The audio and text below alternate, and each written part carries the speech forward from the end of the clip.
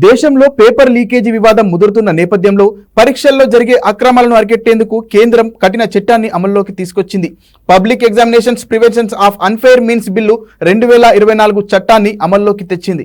దేశంలో వరుసగా జరుగుతున్న పేపర్ లీకేజీ ఘటనలను అరికట్టేందుకు కేంద్రం నూతన చట్టాన్ని అమలు చేసింది. కేంద్రం తీసుకువచ్చిన public examinations prevention of unfair means bill 2024 చట్టం నిన్నటి నుంచి అమల్లోకి వస్తున్నట్లు గెజిట్ నోటిఫికేషన్ విడుదల చేసింది.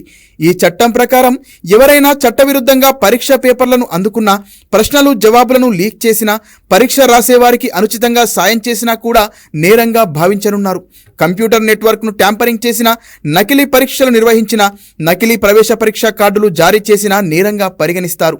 కారకులకు 5 నుంచి 10 ఏళ్ల వరకు జైలు శిక్ష, ₹1 కోటి వరకు జరిమానా విధించడానికి వీలుంది. ఇందులో భాగస్వాములు వ్యవస్థీకృత నేరానికి పాల్పడినట్టు రుజువైతే వారి ఆస్తులు జప్తు చేస్తారు. పరీక్ష నిర్వహణకు అయిన ఖర్చును వసూలు చేస్తారు. ఇక నుంచి పేపర్ లీకేజీ కేసులను ఈ చట్టం కింద నమోదు చేస్తారు. ఈ ఏడాది ఫిబ్రవరిలో చట్టం చేసిన ఎన్నికల కారణంగా అమలు తేదీని ప్రకటించలేదు.